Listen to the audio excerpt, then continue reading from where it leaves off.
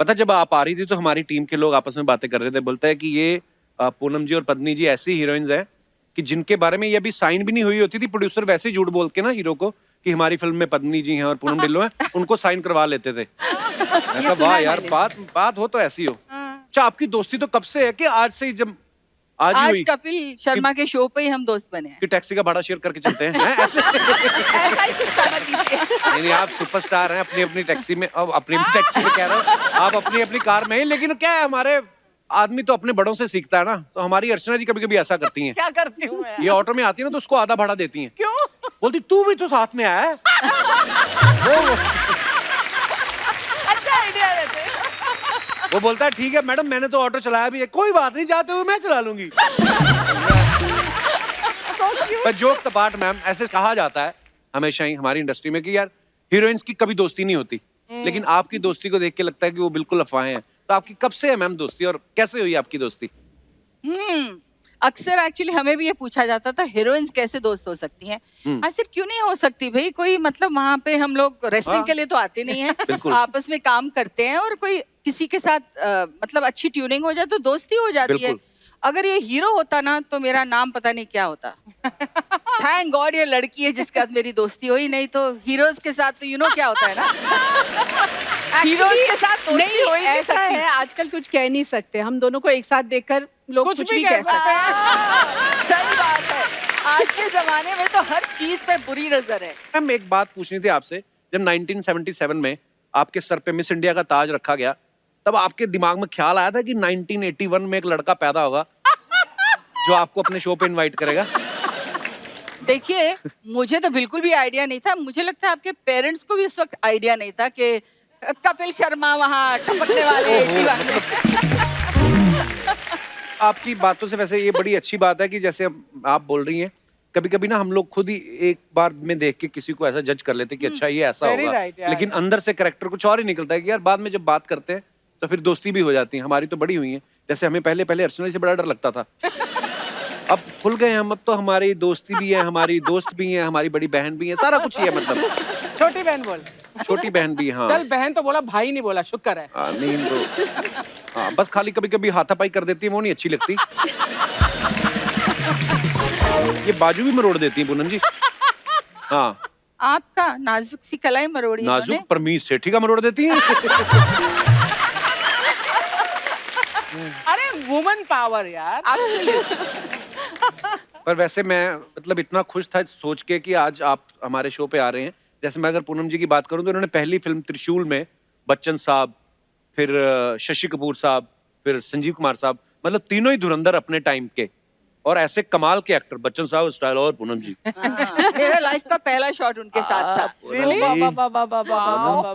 तो मैम आप उस समय नई नई आई थी, तो आप उस समय नर्वस थी वैसे? देखियो, नर्वस आप तब होते हो जब आपको पता हो कि ये क्या हो क्या रहा है सामने। मैं तो बिल्कुल कुछ आइडिया ही नहीं था क्या हो रहा है। बोला इधर खड़े हो जाओ, मैंने कहा खड़ी हो गई। अच्छा, एक चाटा मारा शशि कपूर ने तो मतलब ऐसा रिएक्शन दिया, अमिताभ बच्चन ने उठाया गोद में, मतलब मैं उनको तो पता ही नहीं कि लड़की पहली बार शॉट दे रही है लाइफ में। एक्चुअली इसको भी पता नहीं था कौन उठा रहा है। अच्छा, बचपन से आई थी ना, इसको पता भी नहीं कौन है सामने। तो जब बच्चन साहब ने उठाया होगा, ऊपर तो हवा भी बड़ी आती होगी, इतने लंबे बच्चन साहब। तो I think I was to I would say uninformed कि मैं नर्वस भी हूँ। अब मैं जब सोचती हूँ कि अगर ये तीन भारतीय मेरे सामने आज खड़े हों और मुझे एक्टिंग करनी पड़े, मैं अभी भी नर्वस हो जाऊँ। सच बात है। स्वीट मैम, पर आपने जैसे भी आपने कहा कि मुझे उस समय कुछ नहीं पता था, लेकिन वो फिल्में देखो तो इतना प्यारी लग रही हैं आप और इतना खूबसूरत काम किया है। बहुत बहुत मुबारक हो मैम आपको, आप सबकी अचीवमेंट्स के लिए। मैं भी एक्चुअली टेक्निकली बेबी पूनम नहीं थी, ये तो टेक्निकली बेबी पद्मनी हाँ, थी। एक्चुअली अच्छा ये बड़ा फर्क होता है मैम पद्मनी जी, वैसे मैंने देखा है आप छोटी उम्र में फिल्मों में आ गई थी। ये बड़े शहर में जो बच्चे पैदा होते हैं उनमें और हम में यही फर्क है, इनको बचपन से ही पता है कि हमने बड़े होके ये करना है, तो छोटे होते ही वो उसी फील्ड में चले गए। हमें पता ही नहीं था बड़े होके क्या करना है। जैसे अर्चना जी हैं, ये तो पहले गलत फील्ड में चली गई थी, किसमें? पहले एक्टिंग करने लगी थी।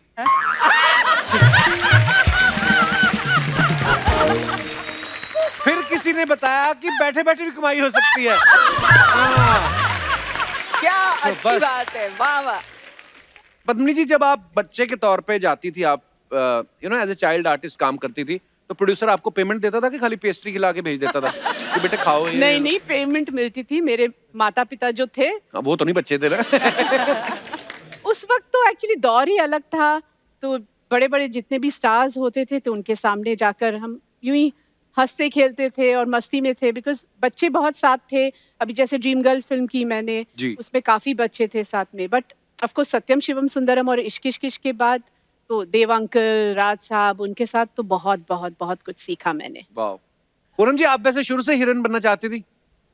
बिल्कुल नहीं, मैं तो मतलब कैसे गलती से आ गई। कैसे मतलब? और सोचा था कि मैं मतलब पढ़ाई करूंगी, कुछ लाइफ में एग्जाम देने का बहुत शौक था। अच्छा जी। तो मेरे बच्चे मुझे अभी बोलते हैं, मॉम यू आर वियर्ड, कि किसको पढ़ाई और एग्जाम्स का शौक हो सकता है, but I used to love my studies. और मैंने जब फिल्मों में आई तो एक छुट्टियों में एक छोटी सी फिल्म सोचा कर लूंगी। छोटी सी फिल्म मतलब त्रिशूल थी वो।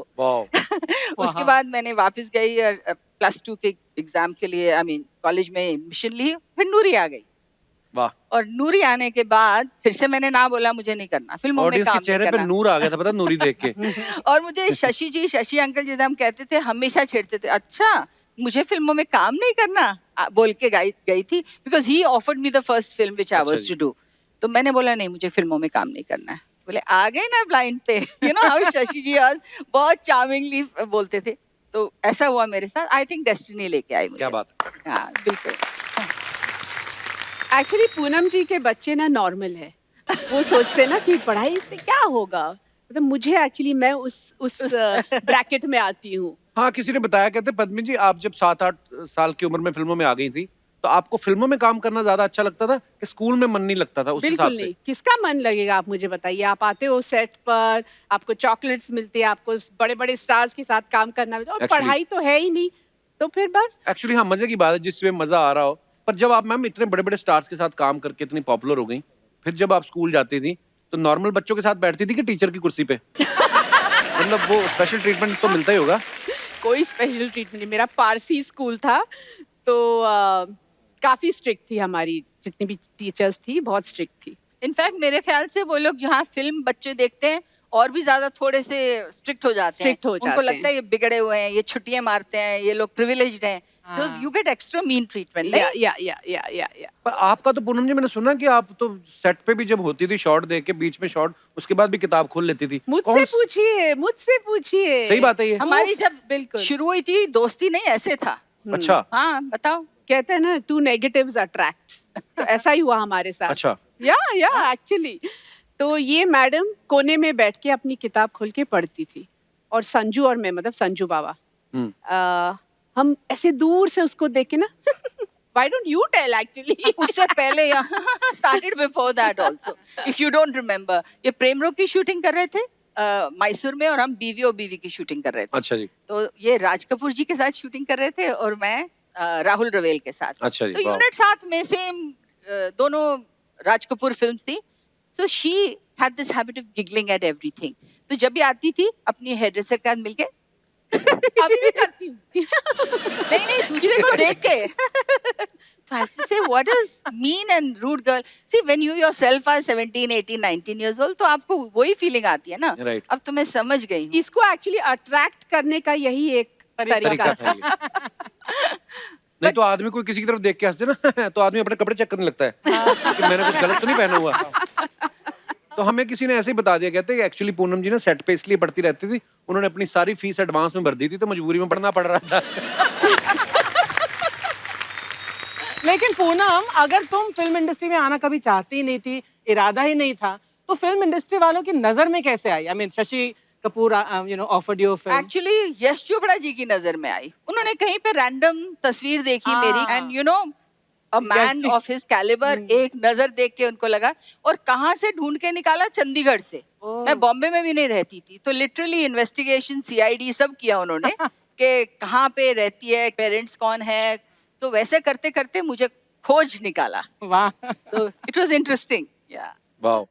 अच्छा, कभी कभी ना हम किसी ऐसी सिचुएशन में फंसे हो ना जहाँ पे हमें बोला गया हो कि हंसना नहीं है, वहां पे ना बहुत हंसी आती है। और मैंने सुना है पद्मिनी मैम की ना हंसी बड़ी कच्ची है।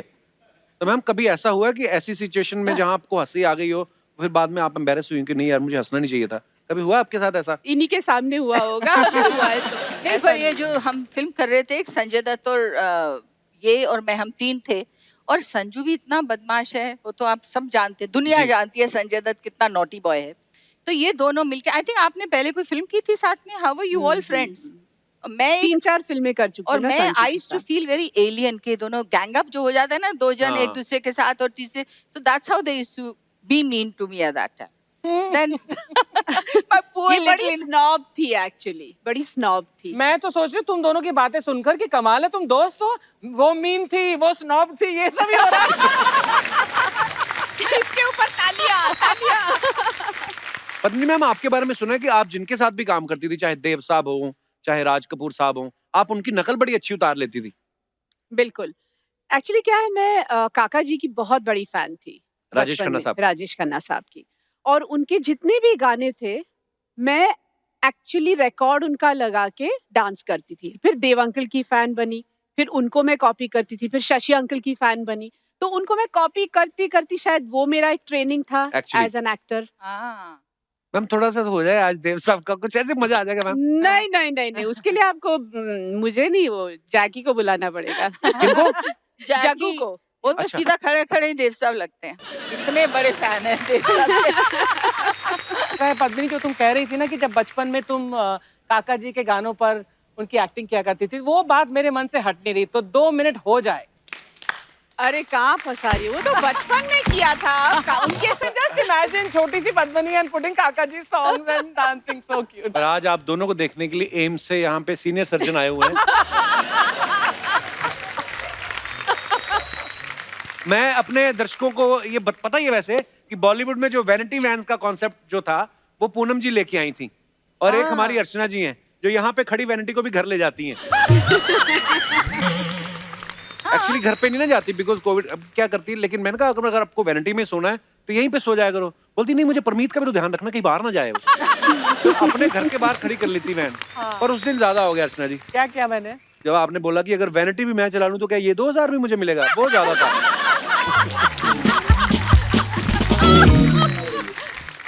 अच्छा मैम, उस जो 80s में जब फिल्में बनती थी तो ज्यादातर उस जमाने में न वैनिटीज हुआ करती थी, हाँ। न कुछ हुआ करता था। हम लोग बस देखते थे पेड़ कहाँ पर है, छांव में जाके बैठे, कुर्सियां लगा के, पंखे चलते थे, कोई एसी नहीं था, कुछ नहीं था। अच्छा, वो सब तो फिर भी ठीक था, जब कपड़े चेंज करने होते थे बहुत मुश्किल कॉस्ट्यूम होती के थी लिए, यार। माय हाँ। गुडनेस, वहां से मेरा थॉट आया। मैंने कहा यार, हम लोग जाते हैं, एक हेयर ड्रेसर एक साइड से कुछ चद्दर पकड़ के खड़ी है, हम कहीं हाँ। पीछे चेंज मुश्किल कर रहे होता हैं, है। मतलब आउटडोर्स में तो बुरी हालत होती थी। एंड मैंने कहा ये इतना सिंपल सा कॉन्सेप्ट है कि why can't we have a van. And मुझे सारे प्रोड्यूसर्स बोलते थे कि why would a new producer pay so much extra for it. आज देखिए, स्टूडियो है, मेकअप रूम है, फिर भी वैनिटी सब बाहर खड़ी हुई हैं। आई क्या फील बात है। Very thank you, thank you. Thank you from the industry side to you. In fact लोगों को लगता है ये इतना ग्लैमरस प्रोफेशन Yeah. है कि यहाँ पे पता नहीं क्या क्या होता होगा। बहुत हार्ड वर्क है, और किस मुश्किल सर्कमस्टांसेस में हम डांस कर रहे हैं, बहुत खूबसूरत रोमांटिक लग रहे हैं, उधर पैर जल रहे हैं गर्मी में, और नीचे पत्थर हैं गरम गरम, Yeah. पर एक्सप्रेशन फिर भी लव एंड रोमांस। लगता है मैं हीरो से इश्क है, और उन्होंने जल्दी शॉट लो, खत्म कर। एक्चुअली अब तो फिर भी माहौल बहुत बदल गया मैम, अब तो बड़ा इजी हो गया है। हालांकि मैंने सुना है जब अर्चना जी ने फिल्में शुरू की उस समय कैमरा भी नहीं होते थे।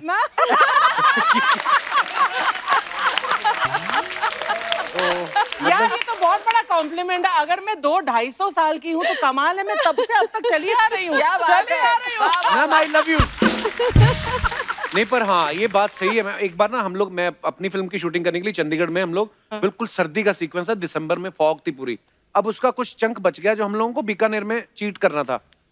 अब वो है मई का महीना, मैं तो शॉट देख के गाड़ी में बैठ गया फटाफट, और पूरी यूनिफॉर्म यहाँ तक जुराबें, वो आर्मी वाली यूनिफॉर्म पहनी हुई, और कुछ लोग 48 टेम्परेचर में आग जला के ऊपर से कंबल लेके आग सेक रहे हैं।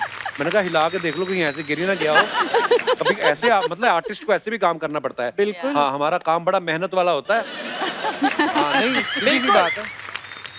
अच्छा, ऐसे माहौल में जब इतना मुश्किल हो शूट करना, तो तब आपको पता चले कि एक स्क्रिप्ट आई है जिसका शूट जो है स्विट्जरलैंड में है। ओहो। तो उस समय फिर आप क्या करते थे? आप खुशी में पैसे भी कम कर देते कि पैसे हमारी फीस कम कर देते, लेकिन चलो बाहर शूट करने? ऐसा किया कभी आपने? बिल्कुल नहीं। हैं?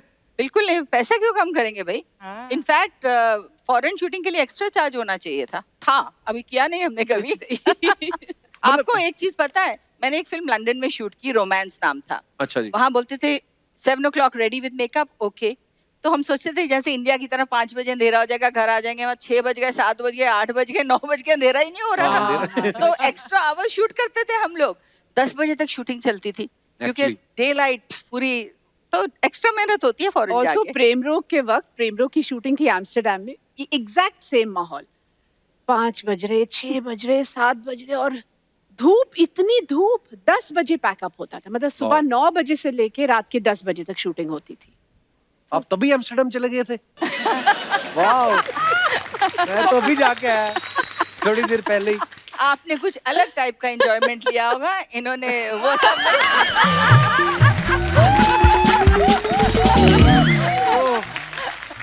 पत्नी जी, एक सवाल अर्चना जी का है, कहती है कि आपके हस्बैंड जो हैं वो प्रोड्यूसर टूटू शर्मा जी हैं, तो आपकी कभी टूटू जी के साथ टूटू मैम हुई है? एक्चुअली अच्छा है ये, एक्चुअली प्रॉब्लम अब समझू, इसी की वजह से कोई टूटू मैं नहीं हुई है। वो बहुत बेचारा चुप हो जाता है, ये जब बोलती है, स्कॉर्पियन वुमेन है, तो कोई इसके सामने बोलता नहीं। बोलती हैं तब नहीं बेचारे, जब शादी हो जाती है आदमी तभी बेचारा हो जाता है। ऐसा लोग कहते हैं, मैं नहीं कहता। अच्छा, हाँ, मुझे तो बड़ा अच्छा लगता है। आप भी अच्छा, अभी आप घर जाओ ना, कभी वैसे ही वाइफ पूछ ले कहाँ से आ रहे हो, आप चाहे काम से ही आ रहे हो, आदमी 1 सेकंड के लिए तो डर जाता है, क्या मतलब कहाँ से आ रहे हो, काम से आ रहे हो?